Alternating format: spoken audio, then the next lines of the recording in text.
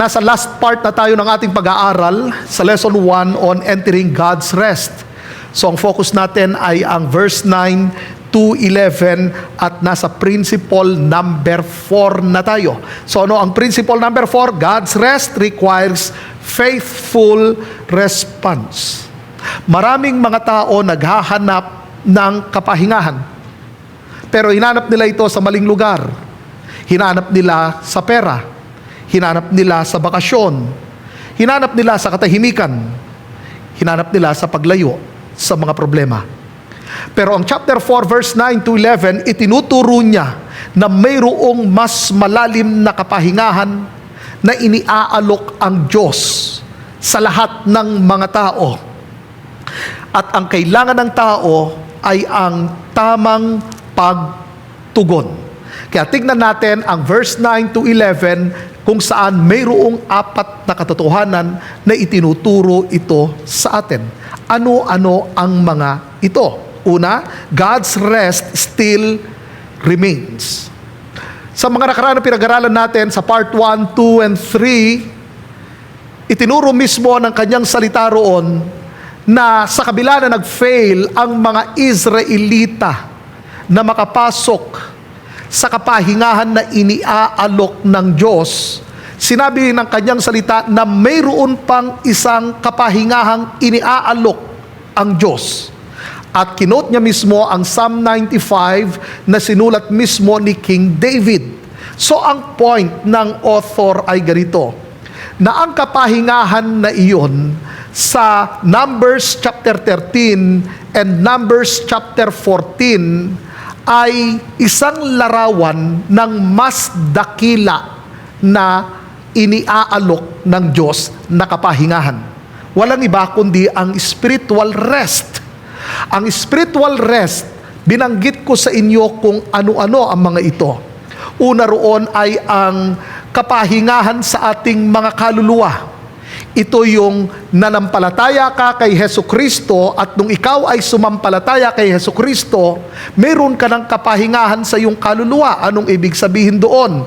Hindi ka nakaaway ng Diyos, wala na sa iyo ang puot ng Diyos, ikaw ay anak na ng Diyos, at wala na ang condemnation, hindi ka na guilty. Bakit? Dahil mayroong nagbayad ng penalty ng iyong kasalanan. Walang iba kundi si Hesukristo. So ito ay ang spiritual rest na tinutukoy mismo ng chapter 3 and chapter 4 ng book of Hebrews. So dito sa ating pag-aaral, ang rest na ito ay patuloy na iniaalok ng Diyos sa bawat henerasyon. Ganito ang sinabi ng kanyang salita. Verse 9. So then, there remains a Sabbath rest for the people of God. Ginamit mismo ng author ang salitang Sabbath rest.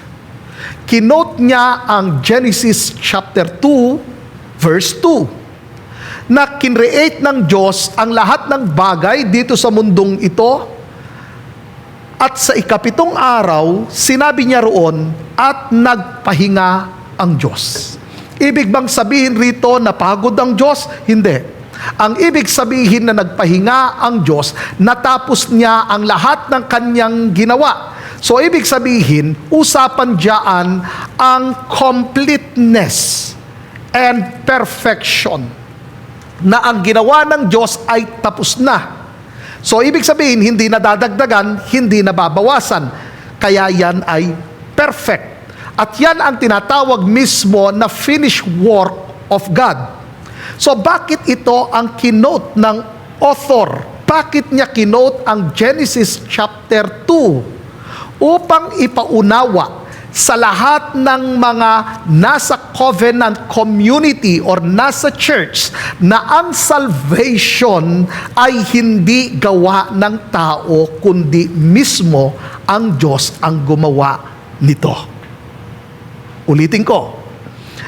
Kaya kinote ito ng author ang Genesis chapter 2 at ginamit niya yung word na Sabbath rest, na ang kapahingahan o ang kaligtasan ay hindi galing sa tao, hindi gawa ng tao, kundi ang Diyos ang siyang gumawa at sa Kanya lamang masusumpungan ang kapahingahang ito sa pamamagitan ni Hesukristo.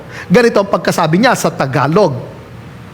Kung papaanong nagpahinga ang Diyos sa ikapitong araw, mayroon ding kapahingahang nakalaan sa mga taong sumasampalataya sa Diyos. Ang point ay ganito, mayroong invitation ng Diyos at iniaalok niya ito sa lahat ng mga tao sa bawat henerasyon.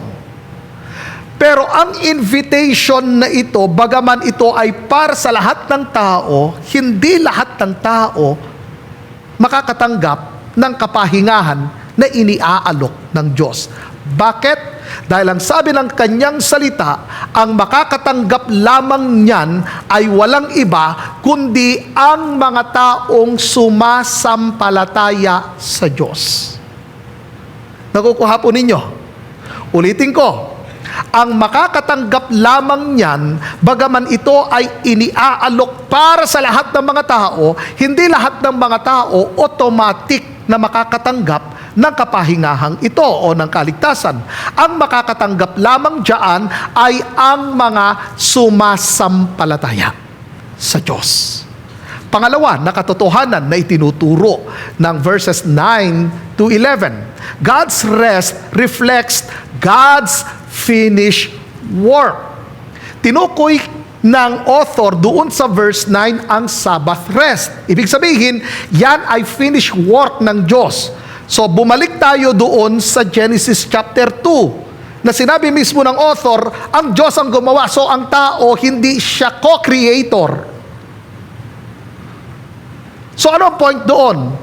Matatanggap ang kapahingahan at ang kapahingahang ito ay mula sa Diyos at hindi sa tao at hindi sinabi ng Kanyang salita na Diyos at tao ang gumawa ng kapahingahang ito. Kaya nga ang example ay ang creation. Nung ni-create ng Diyos ang mundo, siya ang gumawa nito. Ganun din, sa salvation, ito ay ang buong trabaho ng Diyos. So hindi ang tao ang nagtrabaho para maligtas, ang Diyos ang nagtrabaho, ang gumawa para maligtas ang tao. So doon sa verse 9, matatanggap mo lamang iyon kung sasampalataya ka. Ngayon, hindi doon nag-e-end. Mayroong sumunod. Sinabi niya sa verse 10 ay ganito, for whoever has entered God's rest has also rested from his works as God did from his. Ano ang point dyan? Ang sinasabi ng author ay ganito, na kapag ikaw ay sumampalataya, tandaan nyo, connected yung verse 10 sa verse 9. Yung mga nakatanggap ng kapahingahan, yung mga sumasampalataya sa Diyos. Ngayon, sumunod roon, for whoever. Sino yon? Yung mga sumampalataya sa Diyos, sumampalataya kay Hesukristo. So, ang point ay ganito, na ang taong sumampalataya kay Kristo dahil naunawaan niya na ito ay finished work ng Diyos, so hindi siya ang mag-e-effort, hindi sa pamagitan ng kanyang pagsunod sa kautusan, kaya siya naligtas, kundi dahil siya'y sumampalataya sa natapos na gawa ng Diyos sa pamamagitan ni Hesukristo.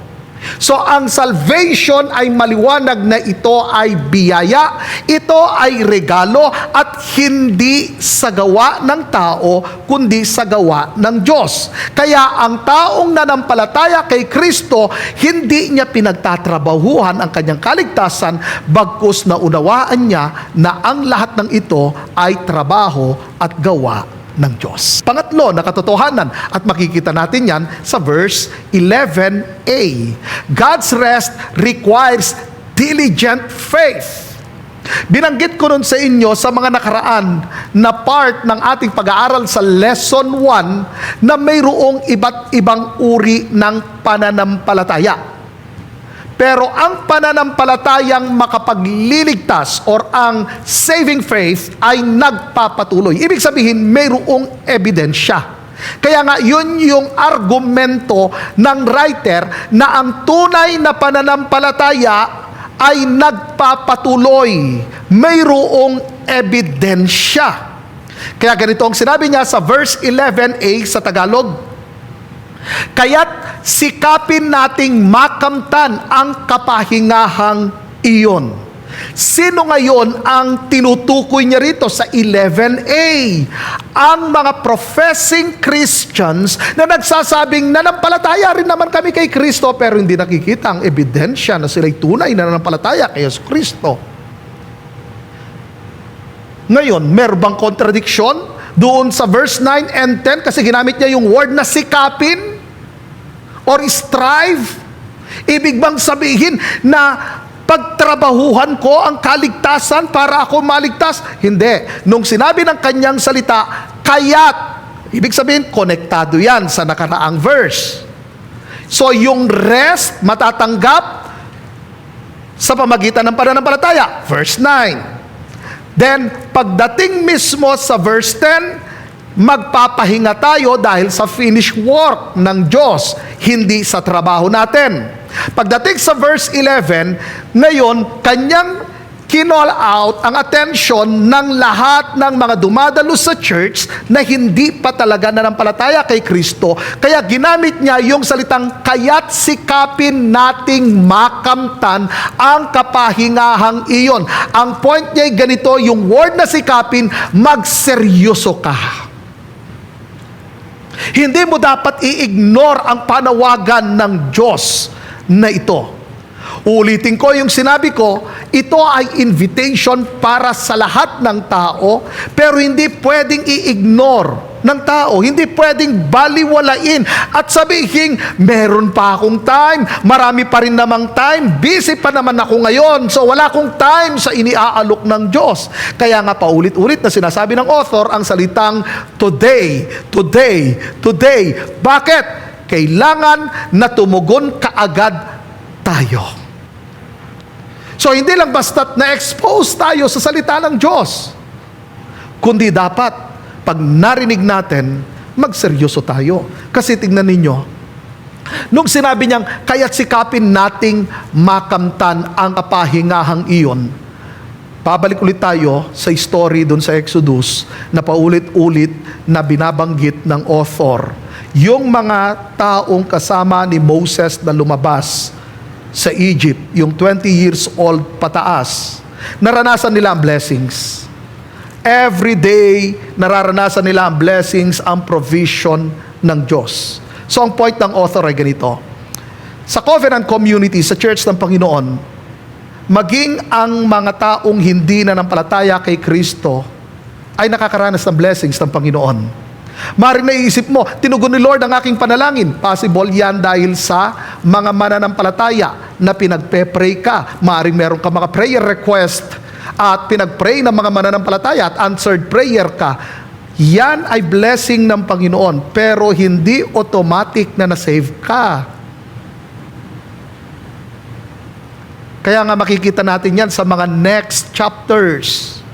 Marami mga tao nakaranas ng biyaya ng Diyos pero hindi nila naranasan ang kapahingahang mula sa Diyos. So yung 20 years old pataas, yung milagro na naranasan ng mga nanampalataya sa Diyos, naranasan nila yung mula doon sa bato lumabas ang tubig, nakainom sila, pero hindi lang sila, kasama yung mga hindi nanampalataya sa Diyos, nakainom din sila. Ang mana na ipinapakain ng Diyos, hindi lang ang mga nanampalataya sa Diyos ang nakakain nun for 40 years, kundi kasama din nakakain ang mga unbelievers. Kasama sila sa covenant community. So every day nararanasan din nila ang blessings.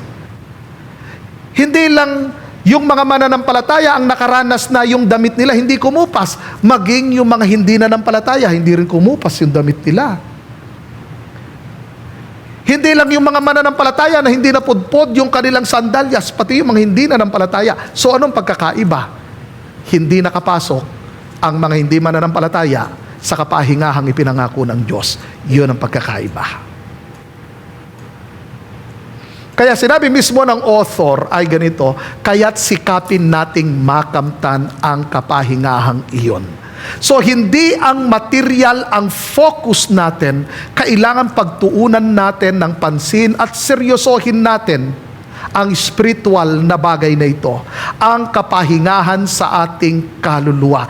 Dahil yan ang napakahalaga na pagdesisyonan mo ngayon bilang isang taong hindi pa nananampalataya kay Kristo, ang ilagay mo ang iyong buong pagtitiwala sa ating Panginoong Hesus at sa Kanyang natapos na ginawa. Pang-apat na katotohanan na itinuturo nito, God's rest warns against disobedience. Verse 11b, so that no one may fall by the same sort of disobedience. So maaring sasabihin nyo sa akin, di po ba sabi nyo ang dahilan kung bakit hindi nakapasok ang 20 years old pataas ay dahil sa unbelief? Pero bakit sa verse 11b ginamit niya ang disobedience? Tandaan ninyo, ang disobedience ay isa sa mga manifestation ng unbelief. Binanggit ko mismo sa inyo yung mga manifestation ng unbelief. Kasama na dyan ang disobedience, pagmamatigas ng puso, ang rebellion. Kaya nga maganda yung pagka-translate sa Tagalog na ganito ang kanyang sinabi. At huwag mabigong tulad ng mga hindi sumasampalataya.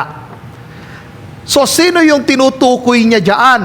Yung mga nasa Numbers chapter 13 and Numbers chapter 14. Hindi sila nakapasok dahil hindi sila sumampalataya sa pangako ng Diyos na promise rest. Saan sila nakatingin?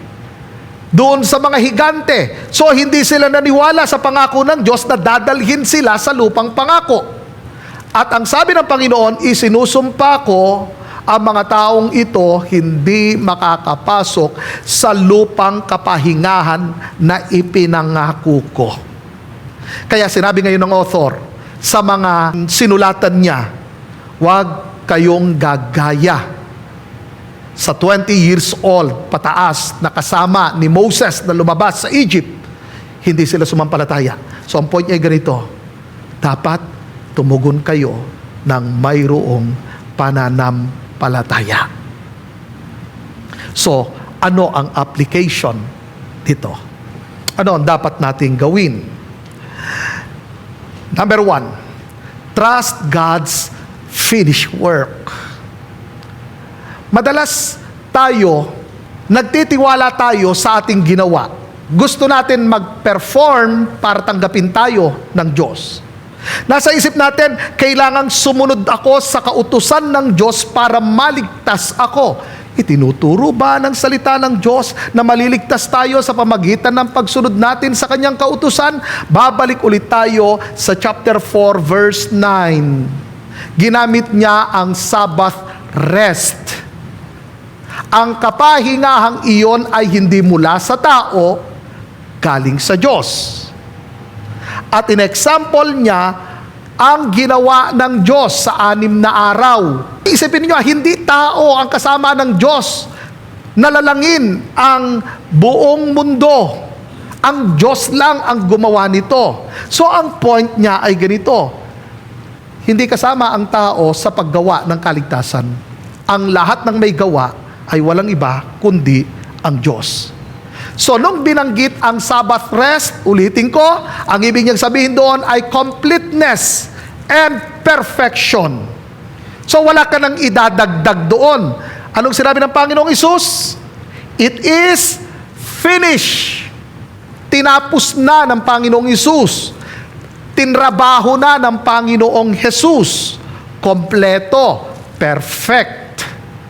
So ang kailangan nating gawin, magtiwala sa tinapos na ginawa ng Diyos. sa pamagitan ni Jesucristo. Roma chapter 3 verse 24 to 26. Ngunit dahil sa biyaya ng Diyos sa atin. Anong ibig sabihin ng biyaya? Unmerited favor, undeserved favor.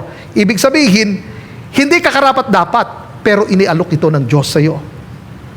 Hindi dahil sa merong nakita ang Diyos na mabuti sa iyo, kundi inialok niya ito sa mga taong hindi karapat-dapat.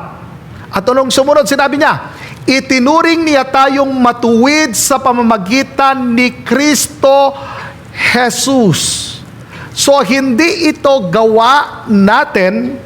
Ang righteousness na nasa mga mananampalataya ay hindi dahil sa kanilang pagsunod sa kautusan ng Diyos. Bakit? Dahil ang sabi mismo ng Isaiah na ang katuwiran ng tao ay katulad ng basahan sa paningin ng Diyos. Usapan na roon ang mabubuting gawa at pagsunod ng tao. Pero nung sabi ng Bible, katulad lamang yon ng basahan sa paningin ng Diyos. So hindi galing sa atin ang righteousness, hindi galing sa gawa natin ang righteousness. Kaya yun yung argumento mismo ng author sa chapter 4, verse 10. Ang tao ngayon o yung mananampalataya ay nagpahinga na. Ibig sabihin, hindi dahil sa kanyang ginawa, siya'y nagpahinga na dahil sa tinapos na ginawa ng Diyos. So, inimpute mismo sa ating account ang righteousness na ito nung tayo nananampalataya kay Kristo. Dahil ang sabi niya rito, sa pamamagitan ni Kristo Jesus, hindi sa pamagitan ng gawa natin, hindi sa pamagitan ng pagsunod natin, hindi sa pamagitan ng religion. Ang sabi roon, sa pamagitan ni Jesu Kristo, na siyang tumubos sa atin. Napansin niyo, buong gawayan ng Diyos. Hindi sinabing si Jesu Kristo at ng religion. Hindi sinabing sa pamagitan ni Jesu Kristo at ng iyong pagsunod. Hindi sinabi ng Bible na sa pamamagitan ni Jesu Kristo at ng kabaitan mo. Ang sinabi roon, sa pamamagitan ni Kristo Jesus na siyang tumubos sa atin.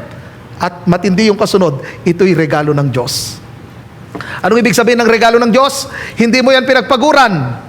Hindi ikaw nagbayad niyan. Sino nagbayad? Si Jesucristo. Kasi kung meron kang idinagdag kahit 20%, then hindi siya finished work.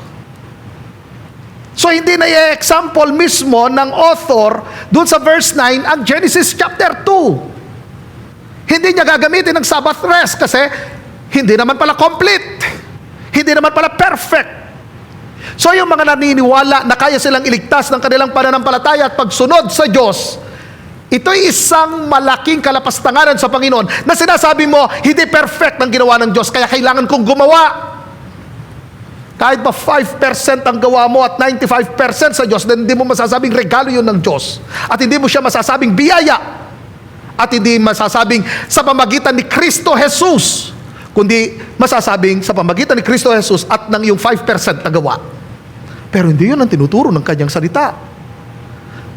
Ito'y gawa ng Diyos sa pamagitan ni Jesucristo. Tinapos na gawa ni Jesucristo. At ang sabi ng Bible, ito ay regalo ng Diyos. So ang invitation na ito, bagaman ang salvation ay napakamahal at hindi kayang bayaran ng tao, ang Diyos na mismong nagbayad. Ang Diyos ang nagbayad. Kaya inialok niya itong libre. Kasi wala tayong kakayanan na bayaran ito. Verse 25. Isinugo si Kristo Jesus sa mundo para ialay ang kanyang buhay. Napansin niyo ang kaibahan ng paganism at ng Christianity? Sa mga pagano, para humupa ang galit ng kanilang Diyos-Diyosan, ang tao ang maghahandog. Pero sa Christianity, hindi ang tao ang naghandog. Ang Diyos mismo ang nag-offer para humupa ang kanyang galit sa tao. Kaya nga, yun yung itinuturo mismo ng kanyang salita na si Jesucristo ang pampalubag loob ng Diyos. Mayroong umako ng ating kasalanan at nagbayad ng penalty ng ating kasalanan. So ganito ang itinuturo ng kanyang salita, na doon sa krus, hindi lang ipinapakita ang mercy ng Diyos, kundi ipinapakita ang justice ng Diyos. Mayroong hinukuman dahil ang sabi ng Bible, ang kabayaran ng kasalanan ay kamatayan. So ang nangyari doon sa krus, ang hinukuman ay si Kristo. Ang nagbayad ng kasalanan ng mga sumampalataya kay Kristo ay walang iba kundi si Jesucristo. Yun ang dahilan kung bakit nagkatawang tao si Jesucristo, upang ialay ang kanyang buhay. Kusang ibinigay ni Kristo ang kanyang buhay. Kinuha niya ang pwesto ng mga mananampalataya, upang sa ganon, ang matanggap nila ay ang kaligtasan, ang katwiran ng Diyos. Then sumunod, sabi roon, nang sa ganoon, mawala ang galit ng Diyos sa atin. Napansin ninyo, naroon ang galit ng Diyos. Ang galit ng Diyos, ang pinag-ugatan nito, dahil matuwid ang Diyos, banal ang Diyos, at makatarungan ng Diyos. So ang galit ng Diyos ay hindi siya uncontrolled anger, hindi siya out of bitterness, hindi katulad ng tao. Ang galit ng Diyos ay dahil siya'y matuwid, dahil siya'y banal, at dahil siya ang Diyos na makatarungan. Kaya dun sa krus, makikita natin hindi lang pag-ibig ng Diyos, kundi ang hustisya ng Diyos. Mayroong hinukuman. Kaya makakapagpahinga ang lahat ng mga mananampalataya. Bakit? Nung ikaw nananampalataya kay Kristo, ang tumanggap ng galit ng Diyos ay si Kristo. Yun yung tinatawag nating doctrine of substitution. Mayroong kumuha ng pwesto natin, at siya ang tumanggap ng parusa, siya ang tumanggap ng condemnation, siya ang tumanggap ng galit ng God the Father. Kaya tayo ngayon mananampalataya, yun yung sinabi mismo sa verse 10, makakapagpahinga na tayo. Kasi wala na ang galit ng Diyos. Wala na ang condemnation. Bagkus nasa atin na ang righteousness ng Diyos, inimpute sa ating account ang righteousness ng Diyos. Then anong kasunod? Ganito ang sinabi niya, at sa pamagitan ng kanyang dugo ay mapatawad ang ating mga kasalanan. Napansin niyo yung kasunod? Anong kasunod? Kung sasampalataya tayo sa Kanya. Ngayon, ganito yan. Totoong si Jesucristo ay pumarito upang ialay ang Kanyang buhay. At totoong ang Kanyang dugo ay sapat na para linisin at bayaran ang kasalanan ng sanlibutan. Pero hindi siya automatic na naliligtas ang lahat ng tao. Hindi nung naipako si Kristo sa krus at sinabi niyang it is finished, automatic na lahat ng tao napatawad na. Hindi yun ang tinuturo ng Bible. Ang itinuturo ng Bible, ang sabi rito, at sa pamagitan ng kanyang dugo ay mapatawad ang ating mga kasalanan kung sasampalataya tayo sa Kanya. So, matatanggap mo ang kapatawaran ng iyong mga kasalanan kung sasampalataya ka kay Jesucristo. So, ganito yan. Kahit mahingi ka ng hingi ng tawad sa Diyos, kung hindi ka sasampalataya kay Kristo, hindi mo matatanggap ang kapatawaran. Kailan mo matatanggap ang kapatawaran ng kasalanan? Sa pamagitan ng pagsampalataya. Hindi sa paglapit mo doon sa isang tao at sasabihin mo, ito po ang mga nagawa kong kasalanan, nangupit po ako, nangopya po ako, nakagawa po ako ng hindi maganda sa aking mga magulang, sinagot-sagot ko po tatay ko, nanay ko, nilista mo lahat ng kasalanan mo at sinabi mo doon sa isang tao at sasabihin mo, napatawad na ang iyong mga kasalanan? Ay hindi, ang sabi ng Bible, kung sasampalataya tayo sa Kanya. Kuha ninyo, iba ang turo ng religion sa sinasabi mismo ng Bible. Madalas sinasabi, basta i-confess mo lahat ng iyong mga kasalanan, automatic mapapatawad ng Diyos ang lahat ng iyong mga kasalanan. Ang sabi ng Bible, mapapatawad ang iyong mga kasalanan kung sasampalataya ka sa Kanya. Sino yung Kanya na tinutukoy niya? Si Jesus Christ. Usapan dyan, justification.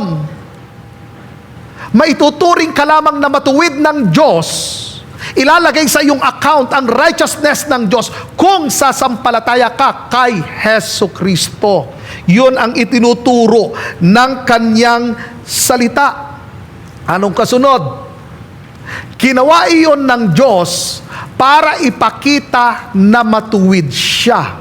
Noong unay nagtimpi siya at pinalampas ang mga kasalanang ginawa ng mga tao kahit na dapat sanay pinarusahan na sila. So makikita natin rito na ang mercy at ang justice ng Diyos, hindi justice ang nauna, ang mercy ang nauna.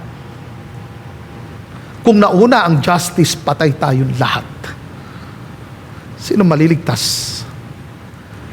Pero ano turo ng Bible? Pinalampas ng Diyos. Anong pinapakita roon? Ang mercy ng Diyos. Then pagkatapos, ang hustisya. At anong kasunod? Isinugon niya si Kristo para ipakita sa kasalukuyang panahon na matuwid siya. Dahil sa ginawa ng Diyos, pinatunayan niyang matuwid siya maging sa pagturing niyang matuwid sa mga makasalanang sumasampalataya. Kanino? Okay. Sino nagturing sa atin na matuwid? Tayo?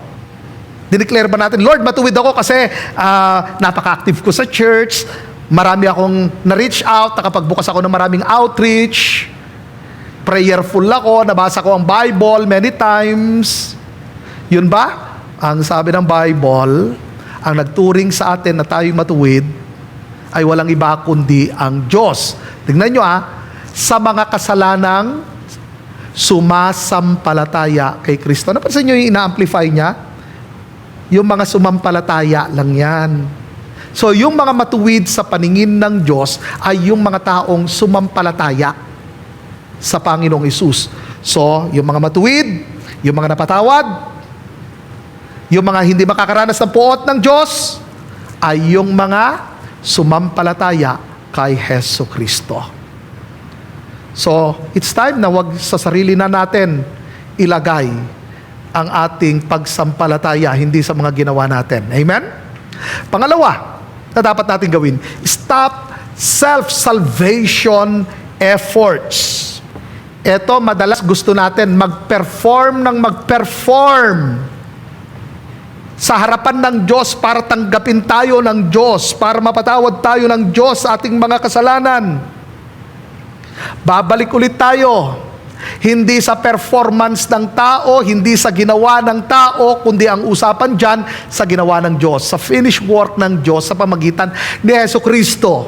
Babalik ulit tayo doon sa kanyang halimbawa sa verse 9. Inihalimbawa ang gawa ng Diyos, 6 na araw na ginawa niya ang lahat ng bagay dito sa mundong ito, then sa ika-7 araw, nagpahinga ang Diyos. Usapan roon, complete ang ginawa ng Diyos. Pangalawa, ang Diyos ang lahat ng gumawa. At pangatlo, mayroong kapahingahan na itinuturo. So, ang pinagmulan ng kapahingahan, hindi sa gawa ng tao, kundi galing sa Diyos. At hindi ito sa gawa ng tao, kundi sa gawa mismo ng Diyos. So, stop self-salvation efforts. Kasi nasanay tayo yung kailangan kong sumunod sa mga kautusan para maligtas ako. Kailangan kong sundin ang 10 utos para maligtas ako. Ang tanong, sino nga pa talagang makakasunod sa 10 utos? Maaaring sasabihin natin, hindi naman ako magnanakaw. Hindi naman ako mangangalunya. Hindi naman ako mamamatay tao. Ang tanong, naranasan mo na ba na mamuhi sa iyong kapwa? Sigurado, namuhi na tayo sa ating kapwa. Tama ba ako? Ang sabi ng Panginoong Hesus, kung namuhi ka sa iyong kapwa, then pumatay ka. Kung pinagnasaan mo ang iyong kapwa, nagpantasya ka. Pinagpantasyahan mo ang isang tao, hindi mo naman siya asawa. Kahit jowa mo pa yan. Pinagpantasyahan mo siya, kasalanan yan. Pangangalunya yan. Ngayon, kung sa pamagitan pala ng pagsunod, sino ang maliligtas? Verse 26, chapter 3 ng Roma.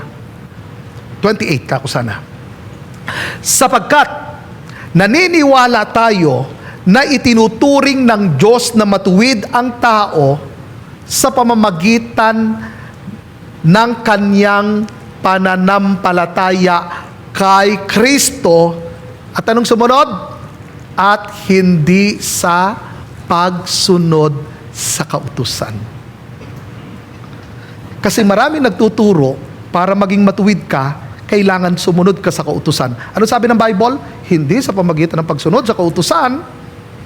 Ibig bang sabihin, walang kwenta ang kautusan ng Diyos? Ay hindi yun ang tinuturo mismo ng Roma, chapter 3, verse 28. Dahil yan ay salita ng Diyos.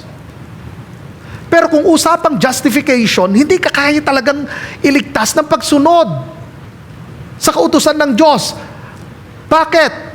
Ang kautusan ay parang salamin. Ilan sa inyo nagsalamin kanina bago pumunta rito? Pakitaas ang kamay. Lahat naman nagsalamin. Anong nakita niyong mukha? Mukha ninyo. Tama po ba? Hindi yung nakita mo, kagwapo mukhang si Coco Martin ang nakikita ko. Hindi Coco Martin, ikaw yan. Pag si Coco Martin ang lumabas doon, sinungaling yung salamin. Okay? Nakita mo mukha mo. Nakita mo, ay kumukulubot na pala mukha ko, ang balat ko, may muta ako, di ba? Disappointed nose. Nakikita mo yung totoong ikaw, tama ba? Kung yung mga kaibigan mo nabobola ka niya, yung salamin di ka niya bobolahin. Sasabihin niya talaga yung talagang ikaw. Tama ba? Alam ba ninyo na ang kautusan ng Diyos ay parang salamin? Sinasabi niya ang tunay na kalalagayan natin. Ipinapakita niya na ang tao ay makasalanan. Ang tao hindi niya kayang iligtas ang kanyang sarili. Siya ay hopeless, siya ay helpless. So itinuturo niya, dahil ikaw ay makasalanan, di mo kayang save ang sarili mo, kailangan mo ng kaligtasan at kailangan mong mayroong magligtas sa iyo. Kaya tinuturo mismo ng kanyang salita, maituturing tayong matuwid kung sasampalataya tayo kay Kristo at hindi sa pagsunod sa kautusan. Kaya sabihin mo sa katabi mo, hindi yan sa pagsunod. Galatians chapter 2, verse 16, baka hindi pa kayo kumbinsido. Dahil maaaring sasabihin nyo sa akin, napaka-religyoso ko, napakabait kong tao. Napaka-masunurin ko. Kahit bihira ako magsimba. Hindi katulad ng iba, active, chismosa naman. Ano, sino bang standard mo? Sino bang standard mo? Tandaan natin, usapang standard, ang Diyos. Hindi ang kapitbahay mo. Hindi ang ka-churchmate mo. Standard ng Diyos. Kasi, kung sa tao, nagki-create yan ng pride. Kaya tignan niyo yung mga taong antataas ng loob. Sasabihin nila, kahit hindi ako pala simba, di naman ako katulad ng iba dyan. Sobrang yabang. Masakit, pero yun naman talagang totoo. Ba't mo ikukumpara ang sarili mo sa iba?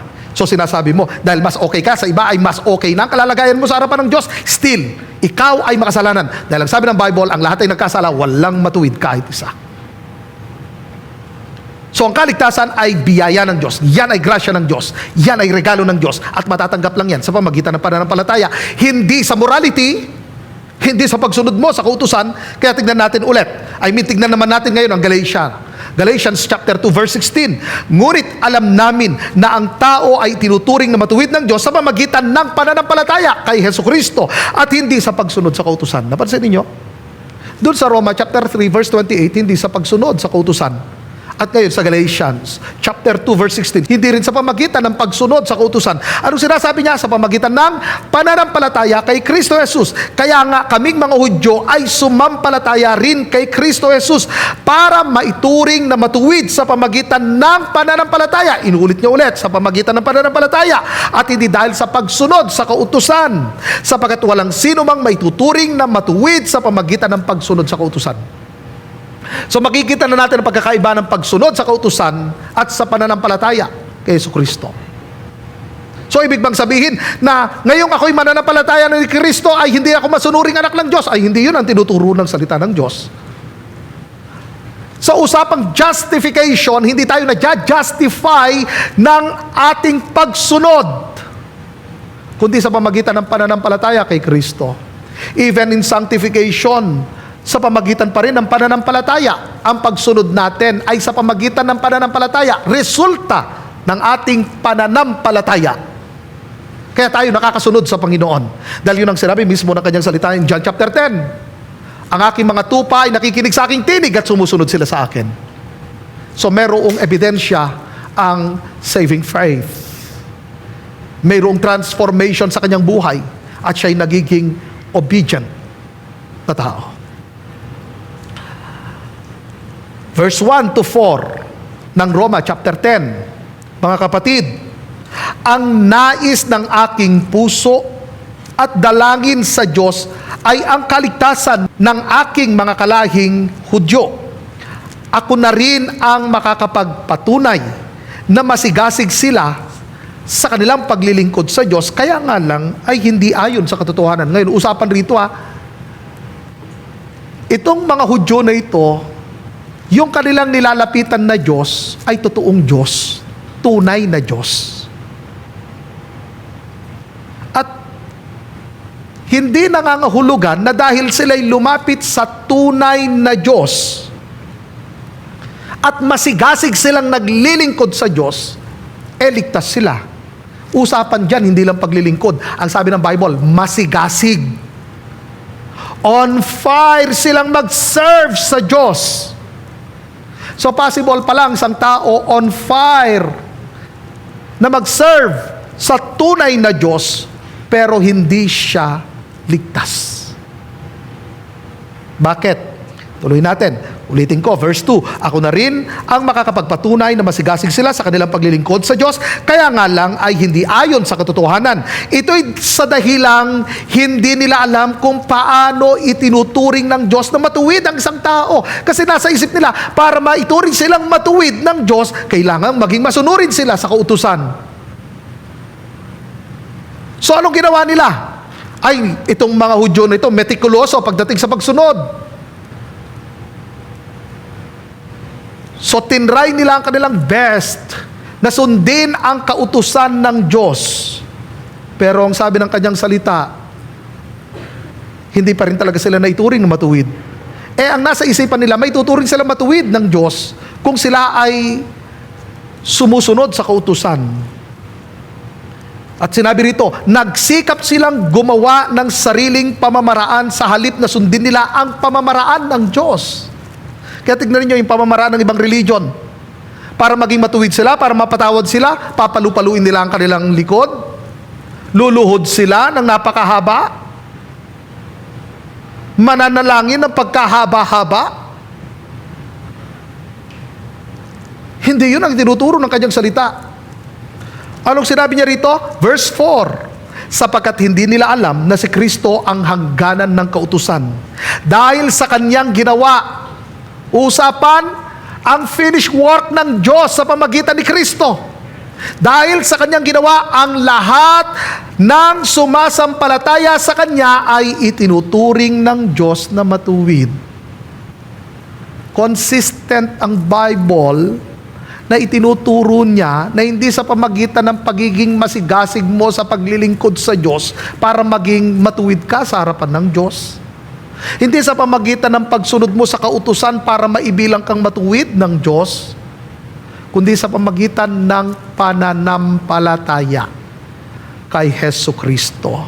Kaya nga binanggit rito, dahil sa kanyang ginawa, ang lahat ng sumasampalataya sa kanya ay itinuturing ng Diyos na matuwid. Pangatlo na dapat nating gawin, persevere in faith daily. Ito naman para sa mga sumampalataya na kay Kristo. Kung kayo'y nanampalataya kay Hesus Kristo, ito ang tinitiyak ko. Marami pa rin tayong mga struggle. Kaya nga ang saving faith ay nagpe-persevere, nagpapatuloy. Kasi maraming nagsasabi, dati akong Christian. Dati akong born again. Walang dating Christian at walang dating born again. Dahil ang tunay na nananampalataya nananatili. Hindi naman sinabi ng Bible, unless a man be born again and again and again and again. Ang sabi ng Bible, unless a man be born again. One-time experience. Hindi yung anak ka na ng Diyos, then pagkatapos kinabukasan, hindi ka na anak ng Diyos. Sumunod na araw, anak ka na naman ng Diyos. Ano yun? Hindi yun ang tinuturo ng kanyang salita. Ngayon, dapat din maintindihan ng lahat ng mga mananampalataya, sa mga tunay na mananampalataya, hindi tayo exempted sa mga paghihirap. Bakit? John chapter 16 verse 33. Daranas kayo ng paghihirap dito sa mundo. Hindi sinabi ng Bible, minsan daranas kayo. Hindi sinabi ng Bible sa mga immature Christian, daranas kayo ng paghihirap sa mundong ito. Sinabi niya, daranas kayo. Lahat ng mga tagasunod ni Hesukristo.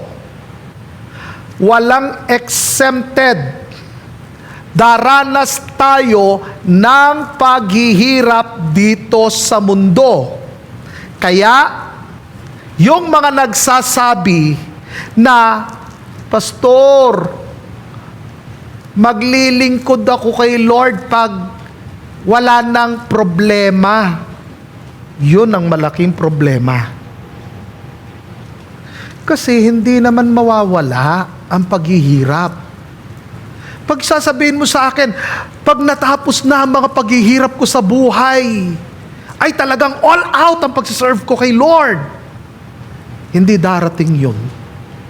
Kasi, yung paghihirap na ito, habang nandito ka sa mundo. Kailan matatapos yan?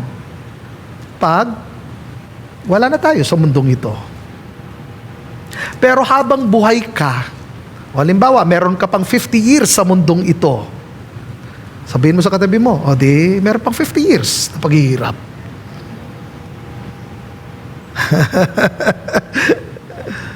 Napaka-nega ba ni Lord? Hindi napaka-nega ni Lord. Sinabi niya ang realidad. Kasi maraming mga tao nag-aakala na kapag sila'y maging Kristiyano, puro okay ang lahat. Walang hirap. Puro bed of roses. Woo! Kung puro bed of roses, wow, lahat sana gusto na maging Kristiyano. Kung lahat ng mga Kristiyano, pangako ni Lord, yumaman, maging milyonaryo, wow! Pero Matthew chapter 4 and Luke chapter 4, alam nyo, isa rin sa mga inialok ni Satanas, alam nyo kung ano? Yaman at karangyaan.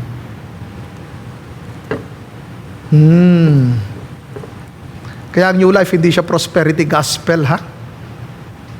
Hindi ko sinasabing tayo ang lahat ng mga Kristiyano may hirap. Hindi yun ang tinuturo ko. Kasi maraming mga nagtuturo na tayo o ang Kristiyano exempted yan sa paghihirap. Ay hindi. Ang sabi mismo ng Panginoong si Lord mismo nagsabi niya na, sabi niya, daranas kayo ng paghihirap dito sa mundo. O ngayon, may kasunod yan. Buti nakakama yan. May kasunod. Ano yung kasunod na word? Pero magpakatatag kayo. Ganito. Mapapansin natin sa verse 33. Ang reality, mayroong paghihirap dito sa mundong ito. So lahat tayo, eto tanggapin na natin yan, mga kapatid ko. Kasama talaga paghihirap. Iba-iba ang itsura ng kahirapan na pagdaraanan natin sa buhay. Ngayon, yung sumunod doon, sabi ng Lord, pero magpakatatag kayo. So, ang maging tugon natin, hindi yung bumitaw tayo. Hindi yung mag-give up tayo o sumuko tayo. Hindi yung manghina tayo. Hindi yung mawalan tayo ng pag-asa. Ang command diyan, magpakatatag magpakatatag kayo. Hindi nagsasuggest si Lord, yan ay command, magpakatatag kayo. So kailangan nating lakasan ang ating loob. Huwag tayong maduwag. Hindi ko sinabing hindi tayo masasaktan. Ang reality, nasasaktan pa rin tayo. Ang reality, nakakaramdam pa rin tayo ng takot. Ang reality, nababahala pa rin tayo. Pero hindi doon nag-end kasi Pagkatapos yung salitang pero, sumunod yung salitang dahil. Ano ang point niya rito? Saan ko ilalagay ang aking pagtitiwala? Napansin ninyo?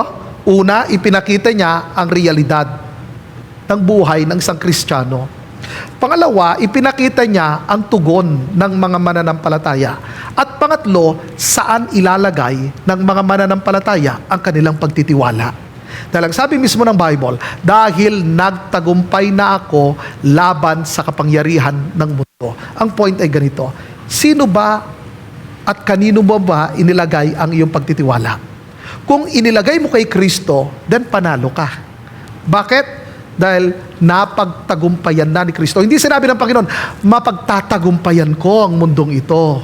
Ang sabi ng Panginoon, nagtagumpay na ako laban sa kapangyarihan ng mundo. So kung inilagay mo ng buong buo ang iyong pagtitiwala kay Kristo, nasa winning side ka. Hindi sa talunan. Dahil ang Panginoon na pinaglilingkuran natin, pinagtagumpayan niya ang mundong ito. Kaya mga kapatid ko, lakasan natin ang ating loob. Huwag tayo manghina. Huwag rin tayo magpakamatay. Kahit minsan parang natutukso kang magpakamatay, huwag mong ituloy. Minsan maaaring nasasabi mo sa akin or nasasabi mo sa amin, wala na pong nakakaintindi sa akin. Possible na mga taong nakapaligid sa iyo hindi ka maintindihan. Pero mayroong Diyos na nakakaintindi, nakakaunawa sa iyo at makikinig sa iyo. Kaya nga itinuro mismo ng kanyang salita na lumapit tayo sa kanya. Dahil ang ating Panginoong Hesus ang siyang author at perfecter ng ating faith. Ulitin ko yung sinabi ng kanyang salita, napagtagumpayan na ng Panginoong Hesus ang mundong ito. Kaya nasa winning side ka, hindi sa talunan. Tayong mga mananampalataya ay mga higit na mananagumpay dahil kay Kristo. Amen? Palakpakan nga natin ang ating Diyos. So persevere in faith daily. Last, examine your faith seriously. Doon mismo sa verse 11 ng chapter 4, dito ay pinapakita na dapat magseryoso tayo. Dapat tumugon tayo. Hindi natin dapat ipagsawalang bahala ang invitation ng Diyos. Ngayon, lahat ng mga nasa church ng Panginoon, mahalaga tanungin natin ang ating sarili, totoo ba akong sumampalataya sa Panginoong Hesus or ito ay isang superficial? Kailangan i-check natin. Kasi, kung i-check natin ang ating mga sarili, kung totoo yung ating pananampalataya o ito ay isang superficial, then titignan natin, ano ang ebidensya na totoo akong nanampalataya sa Panginoon. Sa Bible, itinuro niya ang ebidensya ng tunay na pananampalataya.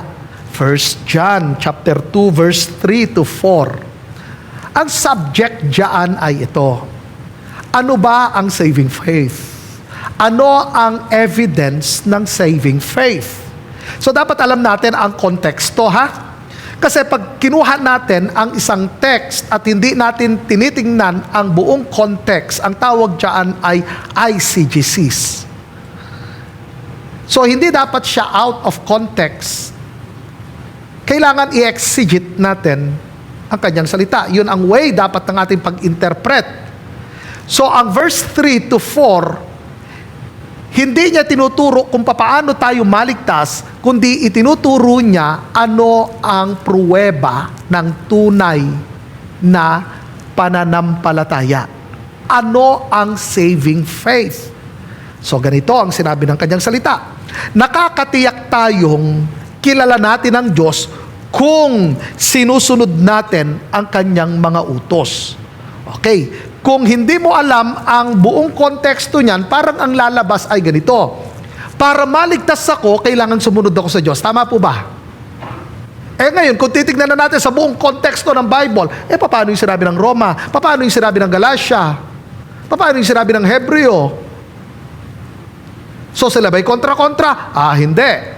So anong ibig sabihin ng nakatitiyak tayong kilala natin ang Diyos? Kung sinusunod natin ang kanyang mga utos, sinasabi niya kung ano ang tunay na pananampalataya. Ang tunay na pananampalataya, ang ebidensya ay ang pagsunod sa Diyos. Nakukuha ninyo? Parang sasabihin nyo, di po ba sinabi ng Bible, doon sa ating binasa sa mga nakaraan, doon sa Roma at sa Galatia, na sinabi roon na tayo itinuring na matuwid dahil sa pananampalataya natin kay Kristo at hindi sa pagsunod sa kautusan. Yes, usapang justification. Usapan doon na naging matuwid tayo dahil sa pagsampalataya, hindi dahil sa pagsunod. Ngayon, kung tunay ang iyong pananampalataya, ang ebidensya, pagsunod. Nakukuha na ninyo? Yon ang ebidensya. Kasi yung time na yon, sabi ng mga mananampalataya, at ang tanong nila kay John, paano na po yung mga nasa church na nangawala? Sabi ni John, kung talagang sila'y sa atin, di dapat nanatili silang kasama natin. Pero wala Nagsiwalaan sila. Isang ibig sabihin nun na hindi talaga sila sa atin. Then, kasunod dyan, or kasama dyan, sinasabi mong kilala mo ang Diyos, meron kang relationship sa Diyos, then, nakikita yan sa pagsunod. Yun din naman ang sinasabi ni James. Kasi ang sinasabi ng ilan na nasa loob ng church na sinulatan ni James, naniniwala kami. Pero sabi ni James, hindi naman nakikita sa inyong pagsunod. Sabi niya, naniniwala ka? Tandaan mo, ang dyablo naniniwala rin, nangangatal pa. So sinasabi mismo ni James, hindi hanggang head knowledge. Ang saving faith ay hindi lang hanggang head knowledge, kundi heart knowledge. Hindi lang basta't alam ko ang mga kasulatan, hindi lang basta't kilala kong mayroong Diyos. Totoo ba akong nagtitiwala kay Kristo? Totoo bang nagtitiwala ako sa ginawa mismo ng Diyos? At anong ebidensya na tunay ang aking pananampalataya? Anong sabi ni John? Verse 3, mayroong pagsunod. Verse 4, ang nagsasabing nakikilala niya ang Diyos, ngunit hindi naman sumusunod sa kanyang mga utos ay sinungaling. Sinasabi ni John, sinasabi niyo na meron kayong relationship sa Diyos, sinasabi niyo totoo kayo na nampalataya sa Panginoon, pero hindi naman kayo sumusunod. Anong sabi ni John? Ay, sinungaling ka. Sabihin mo sa katabi mo, masakit yun ha? Kung sa panahon natin, sasabihin sa'yo, judgmental yung pastor na yan, judgmental yung church na yan. Tapos sasabihin ng generation na ito, sino ka para hukuman ako? Ang Diyos lang ang maghuhukom sa akin. Yun nga nakakatakot ang Diyos ang maghuhukom sa iyo. Wala tayong maililihim. Lahat hayag sa Panginoon. Expose lahat sa Lord. Lahat ng mga ginawa natin, lihim, hayag, mabuti, masama, nababatid ng Diyos ang lahat. Kaya nung sinabi mismo ni John, sabi niya, sinasabi ninyo, nakilala niyo ang Diyos, pero hindi naman nakikita ang ebidensya ng tunay na pananampalataya. Sabi niya, sinungaling kayo. Wala kayo sa katotohanan. Dahil ang katotohanan ay ganito. Ang pinopoint niya, ang tunay na pananampalataya, ang ebidensya niyan ay ang masunurin ka sa Diyos. Kasi ganito yan. Ang sabi mismo ng Bible, sa 5:17 ng Korinto, ang sino mang nakipag-isa kay Kristo ay wala nang dating pagkatao. Siya ay bagong nilalang. So hindi siya spiritual modification, ginamit ron new creation. Hindi yung inayos lang ng Lord ang ilan sa buhay natin, kundi usapan rito new creation.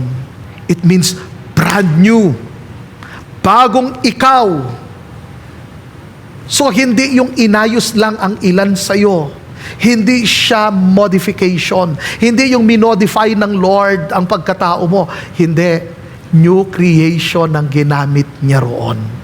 Ikaw ay bagong nilalang ng Diyos. Kaya nga, meron tayong bagong identity. So, ngayong ikaw ay nanampalataya kay Kristo, then natural na talagang ikaw ay sumusunod sa Diyos. Kasi nga, bago kang nilalang ikaw ay anak na ng Diyos. Hindi ko sinasabing as in perfect na tayo na masunurin, mayroon pang sa ating sanctification, ito naman yung tinatawag nating dito tayo inaayos, hinuhubog, dinidisiplina. Usapan doon, spiritual maturity para sa ating spiritual growth. Kaya sa lahat ng mga naririto, ang tanong ko, totoo ba kayong sumampalataya sa Panginoong Hesus? Ano ang ebidensya ng inyong pagke-claim ng pagsampalataya sa Panginoon? Hindi tinuturo ng Bible na sa pamagitan ng iyong good works kaya ka naligtas. Maliwanag ang sabi ng Bible sa pananampalataya kay Kristo. At ang tunay na pananampalataya, mayroong maliwanag na ebidensya. Dahil siya'y bagong nilalang, siya'y masunurin, dahil siya'y tupa ni Kristo, nakikinig sa tinig ni Kristo.